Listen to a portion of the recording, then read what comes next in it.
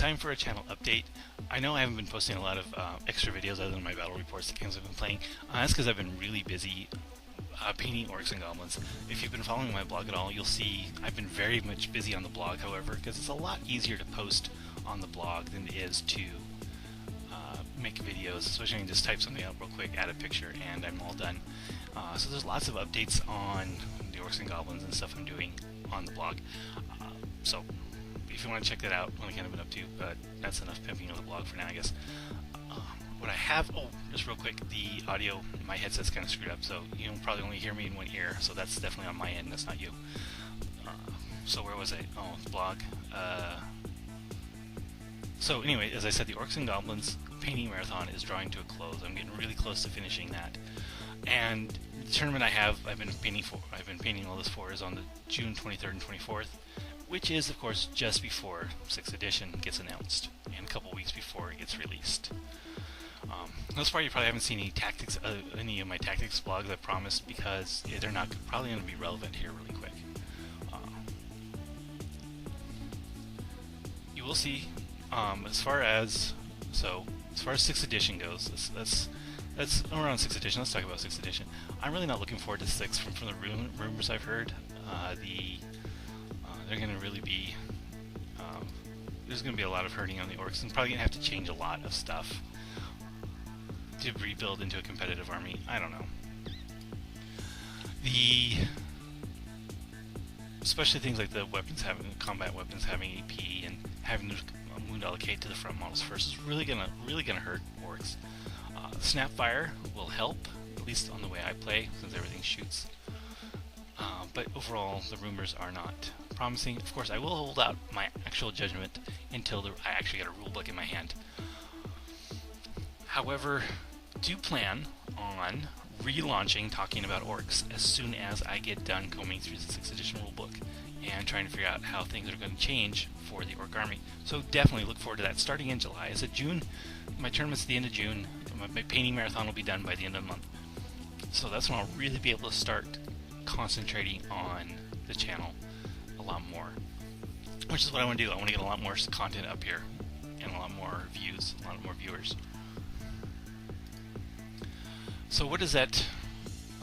So what else are you going to see for the rest of the month? Probably going to be one more video. I'm going to be going over my list that I have right now. I call it my dual denial list, because it is both a kill points denial and a meta denial list. So thus, a dual denial.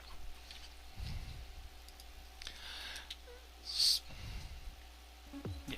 So I'll probably make one of those. Probably one of my game nights this month. I'll be, before putting my stuff away, I'll go over the list, exactly how it plays and everything like that. I'll try and keep the audio a little better, make it a little later than the Snick Rot video I make, so there's not as much background noise. So I'll really try hard on that, get some better audio. Okay, I'll load some notes here. The flyers. The big thing, of course, is the release of the orc flyers.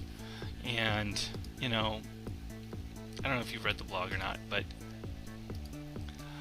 I'm woefully unimpressed with the orc flyers. I'm going to link down below my post about the flyers, if you want to read my review. The DACA Jet's really basically the only one worth playing. The bombers just have too many restrictions on them and are too expensive. And even the DACA Jet's way too expensive, I think, for what it does. At least in 5th edition. That might change in 6th. They might have new supersonic and aerial assault rules. That makes it actually survivable, but AV-10 with that kind of firepower is going to be a high priority target. The one thing I want to talk about, though, is a rules controversy about that, and I've been reading a lot about it on DACA and Farseer and other places, talking about, if you take a red paint job on a jet, move 13 inches, can you shoot everything yet still get your flat out cover safe? My answer is, I don't know. I see both sides. I don't think there's a conclusive answer either way. I think that if it's not that way, then it's basically the planes are completely unplayable in a competitive environment. Sure, they'll be fun to play, and they're really fucking awesome models. I really want one. It's unfortunate I just can't afford one. But in a competitive level, they're just not playable unless they get their flat out save and able to shoot. And of course, I'm trying to get them into a KFF might be hard too, especially if you're trying to move them around. Because 30 inches is pretty limited range, actually, for if you're going to be sticking with a KFF.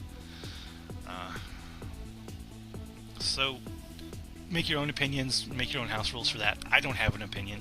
I do have an opinion, but I don't have an answer, let's say. So that's definitely something that's going to be a controversy for about another month until 6th edition comes out. Well, maybe. We'll see what happens. Some other things to think about for 6th edition is if they modify the vehicle damage results so transport's a little more dangerous, we have the advantage, orcs have the advantage of sticking with the ramshackle table for their trucks. The battle wagons will still be under 6th edition rules, but the trucks will be under the ramshackle table. So that's something to think about. If they make transports more deadly in general, trucks might actually get a boost. But again, we won't know until we get the actual rules out. So that's basically what I wanted to go over. We're going to be talking about the flyers. We're talking about orcs for 6th edition. More stuff on the channel, more stuff on the blog. And very shortly, I know I've been saying I'm going to do this, I'm actually going to do it. There's going to be a giveaway here very soon. So please stay tuned. I'm going to be giving away free crap, and I'm going to be giving away free crap quite often. Because basically every time I get a payment from Google, I'm going to give some of that away to the viewers. But I'll cover that in the actual giveaway video. So that's going to be it for tonight. That's it. Talk to you guys later.